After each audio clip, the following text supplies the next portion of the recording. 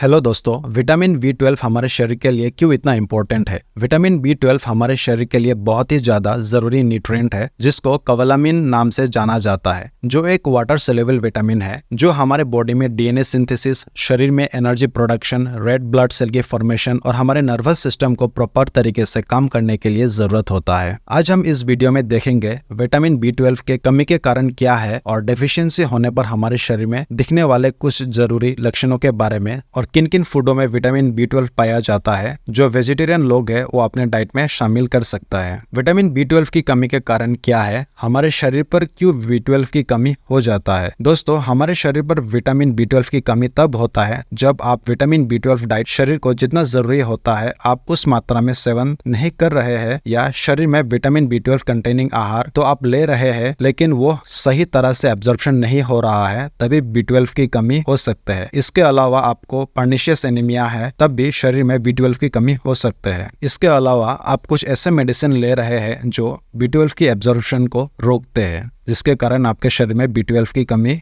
हो सकते हैं। कौन कौन सी लक्षण दिखाई दे सकते हैं जब B12 की कमी होता है। B12 की कमी हमारे मेनली 3 बॉडी सिस्टम को बुरी तरह से प्रभावित करते हैं। पहला नर्वस सिस्टम, दूसरा गैस्ट्रोइंटेस्टाइनल सिस्टम, तीसरा हमारे ब्लड सेल को निर्माण करने वाले हेमाटोपोएटिक सिस्टम। नर्वस सिस्टम गंभीर रूप से प्रभावित होने का जो मेन कारण है वो है पर्निशियस एनीमिया। पर्निशियस एनीमिया एक ऐसी बीमारी है जिसमें B12 का सही से एब्जॉर्प्शन नहीं होने के कारण हमारे जो रेड ब्लड सेल है वो एब्नॉर्मल रूप से या कम मात्रा में बनने लगते हैं, जिसके कारण हमारे खून में RBC की मात्रा कम होने लगते हैं और इसका इलाज समय रहते ही नहीं किया जाए तो हमारे नर्वस सिस्टम को गंभीर रूप से डैमेज करते हैं और लक्षण जैसे कि आपके हाथ और पैरों में झुनझुनी महसूस होना जैसे लक्षण दिखाई देते हैं, जिससे आपको चलने में कठिनाई और परेशानी भी हो सकते हैं। आपके शरीर के मसल कमजोर हो जाते हैं। आपके मांसपेशियों को मजबूत बनाए रखने के लिए मसल तक सफिशिएंट मात्रा में ऑक्सीजन पहुंचना जरूरी है। मांसपेशियों तक ऑक्सीजन पहुंचाने वाले red blood cell vitamin B12 पर निर्भर करता है और जब इन्हीं रेड ब्लड सेल की कमी होने लगते हैं पर्निशियस एनीमिया की वजह से, तब ये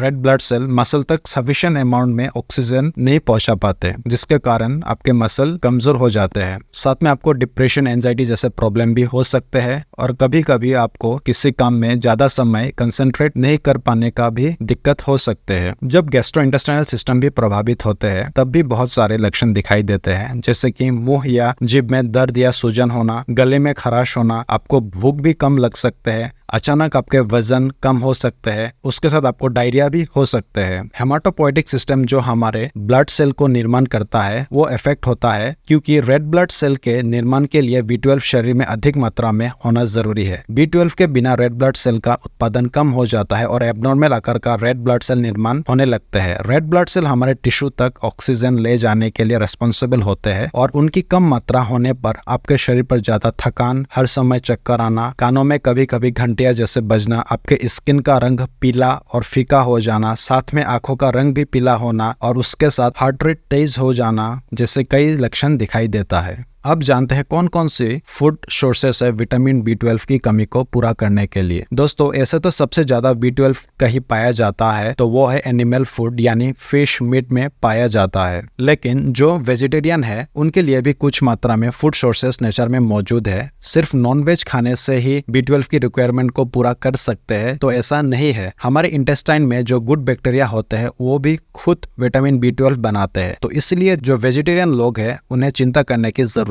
नहीं है। दोस्तों, वेजिटेरियन लोगों के लिए सबसे अच्छा अगर कोई फूड सोर्स है तो वो है मिल्क। मिल्क में विटामिन B12 प्रचुर मात्रा में पाया जाता है। इसके अलावा मिल्क में कैल्शियम, प्रोटीन, विटामिन D भी पाया जाता है जो हमारे बोन्स और हेल्थ को स्वस्थ रखने में मदद करता है। अगर आप दिन में रोज पूरा 1 ग्लास मिल्क लेते हैं तब ये आपके दिन भर के 50 to 60% विटामिन B12 की जरूरत को पूरा कर सकता है। नंबर 2, पनीर।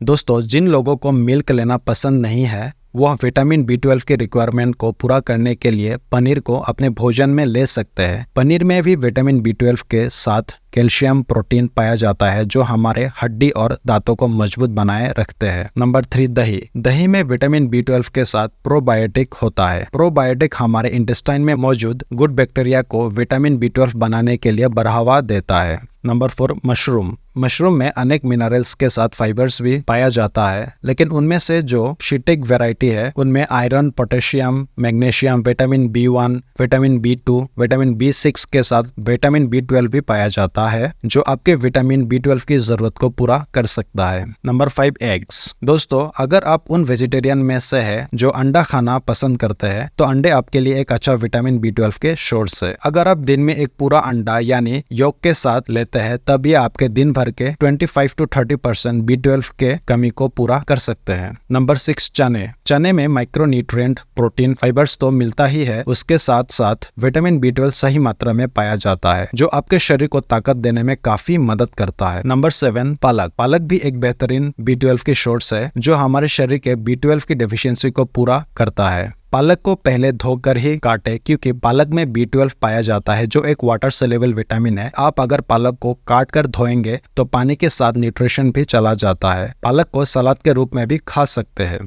इसके अलावा और वेजिटेबल्स की बात करें तो गाजर, बीटरूट भी B12 का एक अच्छा सोर्स माना जाता है। बीटरूट में विटामिन B12 के अलावा फाइबर्स, आयरन, मिनरल्स होता है जो हमारे शरीर के लिए बहुत ही बेनिफिशियल होता है। गाजर, बीटरूट, पालक का सलाद बना के भी खा सकते हैं जो एक हेल्थी डाइट माना जाता है। अगर आप फ्रूट्स के बारे में बात करें तो जिनमें विटामिन B12 सबसे ज्यादा पाया जाता है वो है बनाना, स्ट्रॉबेरीज, ऑरेंज में भी B12 काफी ज्यादा मात्रा में पाया जाता है।